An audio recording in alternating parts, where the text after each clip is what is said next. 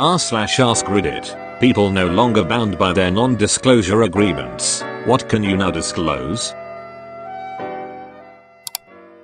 You know NDAs are only good if you have the money to sue. Worked with a company that didn't pay me, so I told them their NDA didn't apply. They threatened to sue. My response: you can't even afford to pay me. You sure as hell can't afford to sue. I was a contractor for NASA. I still fully support the agency, but I was extremely bugged when I learned that each separate NASA center, for example, JPL, Kennedy, Ames, Goddard, hides many of its inventions and breakthroughs from the other centers so that when HQ is ready to assign a big mission, and a lot of dollars, to one center, they have a better chance to compete over the others. Look what we invented. Ames can't do this over there. Give us the next moon orbiter. The downside is that there is a ton of reinvention and duplicated efforts going on. Sometimes years of work go down the drain when another center does the same thing faster. My perspective was, you all work for NASA, share knowledge, collaborate. I was frequently ordered to tone down anything revealing when speaking to other centers. I used to work for a large gas station chain. I worked at its warehouse where it creates a lot of the donuts. The room was really hot, so we were always sweating. There's some machines where the donuts get glazed in chocolate. They're these small machines, they look almost like a BBQ grill. They always wanted us to be super fast glazing the donuts. Working in a hot room and working at super fast speeds, it was natural for a lot of people's sweat to just drip in the chocolate underneath us. Never eat the chocolate donuts from a gas station. McDonald's made me sign a NDA regarding a robbery that took place during a graveyard shift. They made me take a fucking polygraph test because they thought my ex and I were involved due to the simple fact that I had stopped by that day to pick up some documents. I was a manager. I had business to do. Fuck you, McMurder.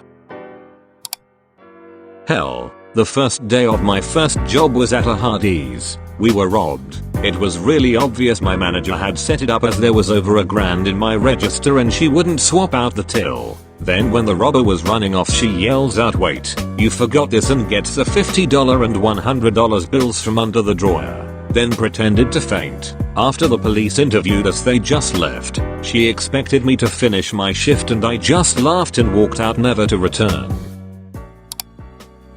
Popular dog kennel I worked for would have people leave their dogs for long periods of time. Dogs would stop eating. They wouldn't tell the owners this. People would leave beds and special toys and treats for their pet thinking they'd get these items. A little slice of home. These items would go in a trash bag and it would be set aside. Treats would be thrown out. They used the excuse that it created too much laundry and that having personal items in a dog's kennel made them aggressive and protective over their stuff towards both humans and other dogs. Okay, but no. These are people's pets, they're not fucking wolves. Short of making a Facebook post that no one would see, I had no real way of telling the public and risking some bullshit lawsuit because I signed an NDA like a dummy. But I told everyone I knew with a dog to tell other dog owners not to send their dog there. Your dog can't tell you what happens when you're not around. Dogs would run into us with their tail wagging because they liked the yard workers, but the conditions overall weren't great. Dogs are so good and loyal. Small spaces and loose regulations on how many dogs you can have at once. It still boils my blood when I drive by. Hopefully things there are better now. Edit. Wow, I hate that this experience was not unique. Not sure what is wrong with some people that they can't take good care of an animal in the absence of someone else watching. And for profit no less. Hope all your doggas and cattis are okay. The owner of the company is an absolute psycho. They have been trying to hire developers for years now, and despite paying really well, they can't keep them. I quit after 3 days. I was trying to help out on a high priority bug on my 3rd day, when I said all the requests to X endpoint are failing, to which he replied, "I see 1 out of 500 requests succeeding.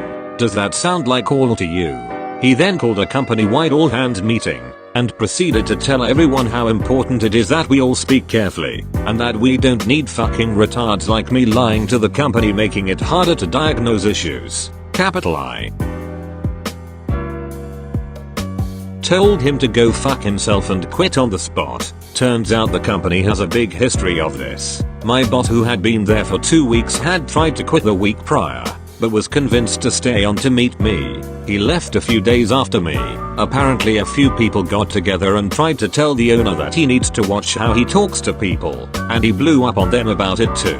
I later heard that I was something like the 10th person to quit within their first month in a row. The sad truth is that the dude actually seems pretty smart, but has been acting like a megalomaniac while he pisses his money away and abuses his employees that are for whatever reason unwilling to leave. I worked at a very beat up zoo amusement park. I ran the roller coaster. We weren't fancy enough to actually have a real roller coaster with one stop button and one go button. Instead it was a shitty 2-story kid coaster and the brakes were manual. I was one of the 2 supervisors trainer for this ride because it was very difficult to learn and you could hurt someone if you weren't careful. So we have this hotshot, been working there for 3 months. He tells our boss that he should be a trainer. He know how all the rides work yada yada, and our idiot boss gives him the go ahead. So hotshot puts this girl, we'll call her Courtney, on the roller coaster and trains her. It takes a good week to learn the controls and probably another few days to get comfortable enough to do it by yourself. And this poor Courtney, I'm not trying to be mean, but both her and her brother had some issues, special needs or something. So I come in for my shift. Hotshot waltzes up time me with a shit-eating grin. Guess who trained Courtney on kiddie coaster? I couldn't have ran faster. By the time I had gotten to the ride, the poor girl was losing her mind. Hotshot loaded up the carts full of people and just left her after a couple hours of training.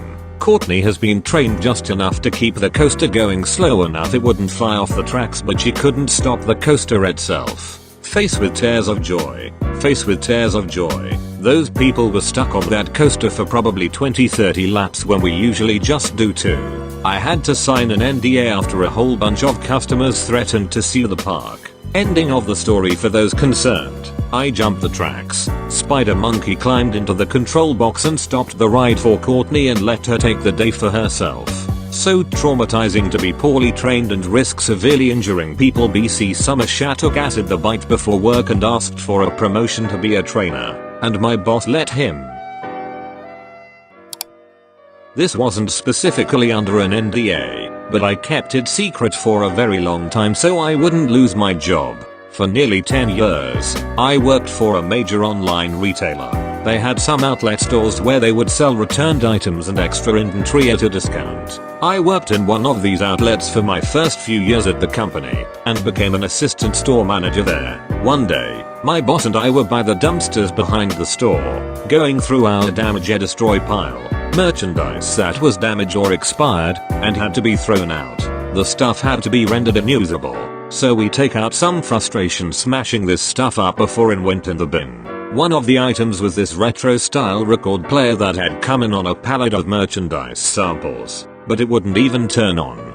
So we're going through all this stuff, and finally got to the record player. I picked it up and smashed this thing on the ground. It didn't hurt the record player much, but the front of it cracked slightly. I picked it up, and there was a little piece of plastic sticking out of the front, like from a bag. I said to my boss, "Hey, there's a bag of something inside this." We ended up breaking the record player all the way open. Someone had disassembled it, taken all the electronic parts out of the inside, and replaced them with about 10 vacuum-sealed bags full of marijuana. This was in like 2008 or 2009, quite a while before states started legalizing recreational weed. There was at least a full pound of weed, probably more. I asked my boss WTF we should do. Should I write up a report? Call the police?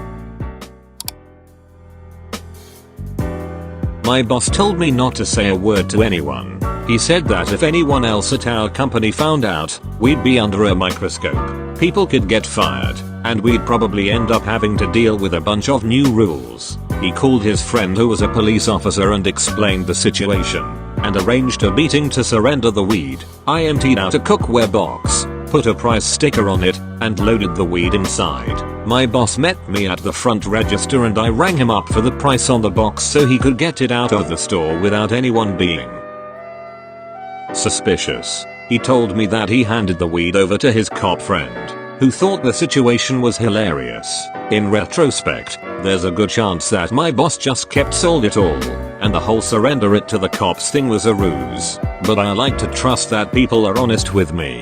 Never did find out where the weed came from, who was supposed to get it, or how it ended up at our store. TLDR. My boss and I found a shit ton of marijuana hidden inside a record player, smuggled it out of the store rather than telling our higher ups and triggering an investigation.